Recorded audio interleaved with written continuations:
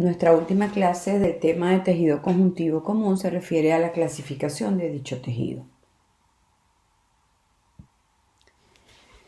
Como vimos en tejido epitelial, el epitelio, para cumplir mejor sus funciones, hacía modificaciones y nos permitía hasta clasificarlo.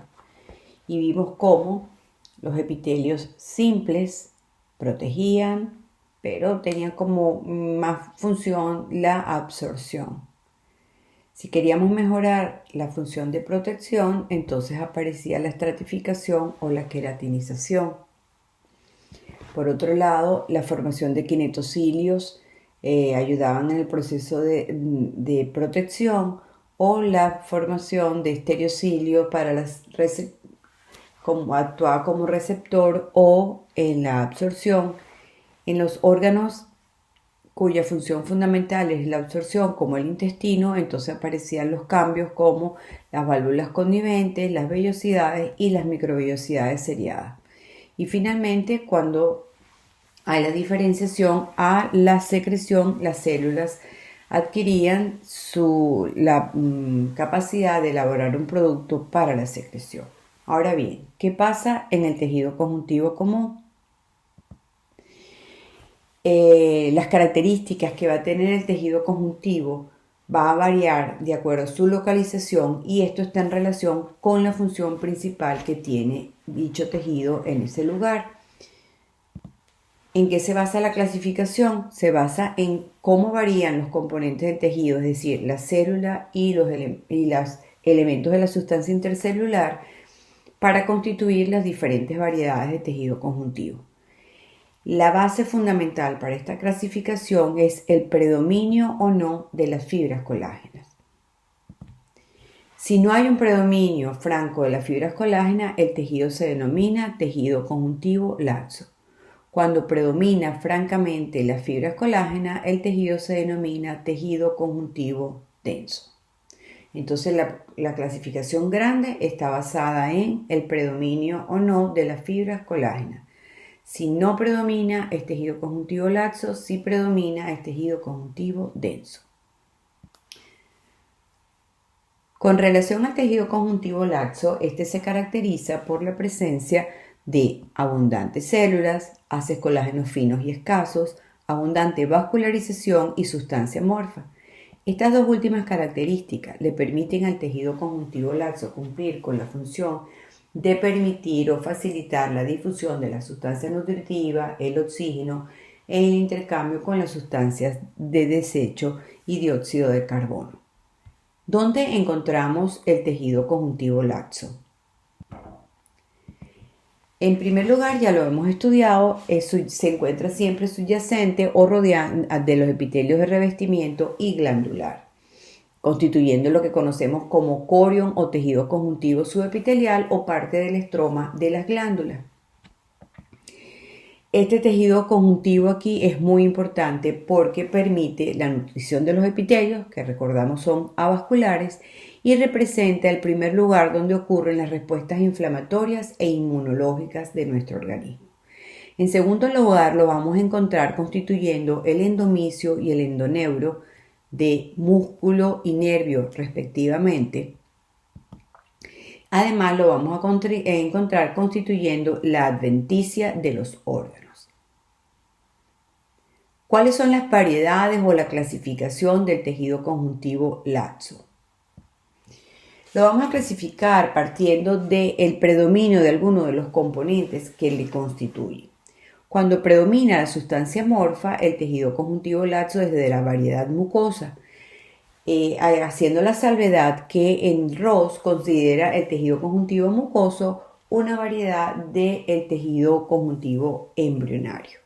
Nosotros lo vamos a considerar como una variedad del tejido conjuntivo laxo. Cuando hay un predominio de las fibras reticulares, entonces se denomina tejido conjuntivo reticular, y cuando hay un predominio de las fibras elásticas se denomina tejido conjuntivo elástico.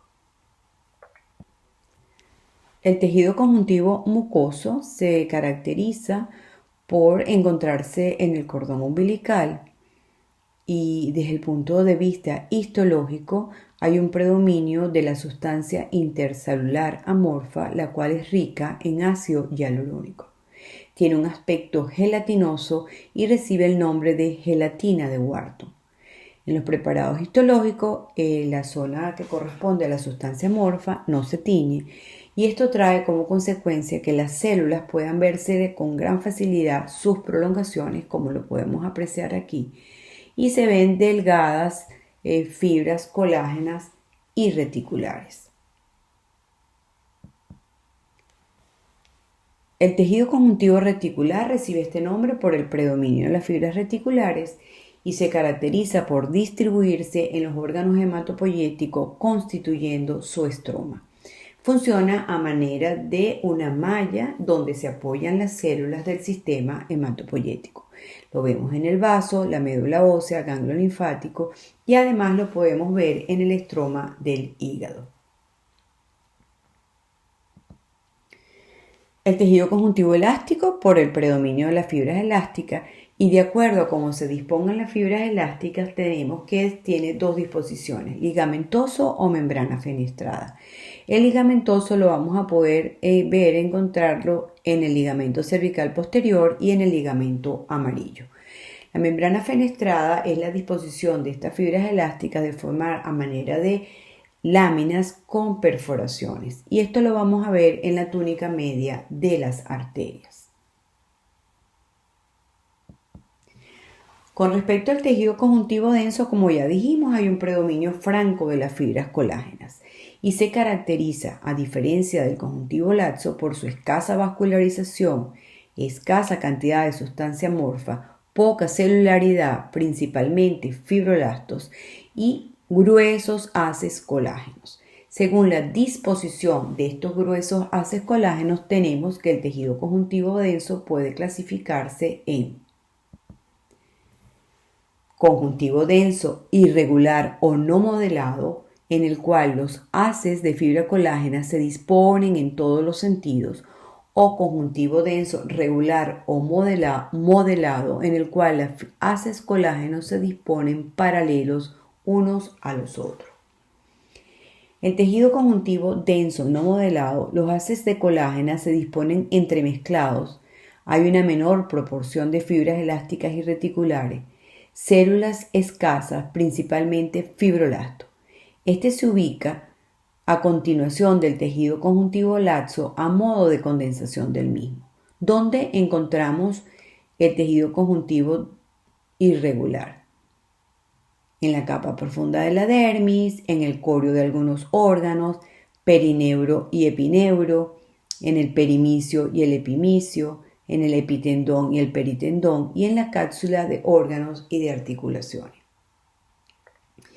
Cuando las fibras colágenas se encuentran dispuestas en haces paralelos y muy juntas unas a las otras, hacen gran resistencia a las tracciones y constituyen tendones o aponeurosis. Para constituir los tendones, los haces colágenos se reúnen en haces primarios, separados por hileras de las células del tendón que se reciben el nombre de tendinocitos o células del endotendón. Luego estas están delimitadas por tejido conjuntivo denso, irregular, constituyendo haces secundarios, y por fuera por completo por tejido conjuntivo denso irregular para delimitar por completo el tendón y recibe el nombre de epitendón. En esta microfotografía podemos ver los haces colágenos y delimitando por fuera una capa de tejido conjuntivo denso que corresponde al epitendón.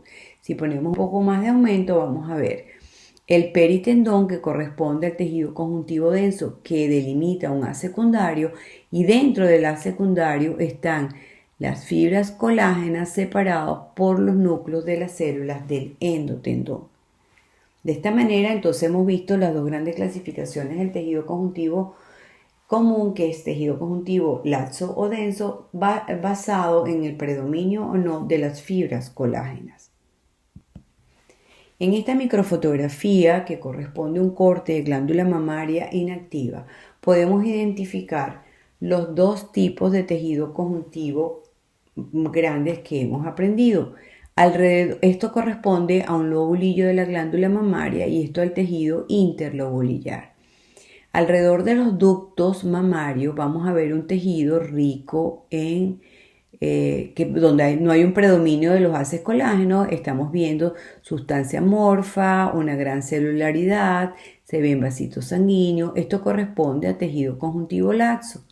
Entre los lobulillos vamos a ver un tejido donde hay un predominio franco de los haces colágeno. Cada una de estas ondas rosadas corresponde a haces colágeno con una escasa celularidad o con menos células y que corresponden fundamentalmente a estos núcleos desnudos que son fibroblastos. Estas son las características generales a la microscopía de luz entre tejido conjuntivo laxo y un tejido conjuntivo denso irregular. Aquí sería interesante que ustedes pudieran hacer unos cuadros comparativos entre las características del tejido conjuntivo laxo y las características del tejido conjuntivo denso irregular y tejido conjuntivo denso regular. Así damos por culminado el segundo tejido fundamental que hemos visto, que es el tejido conjuntivo común.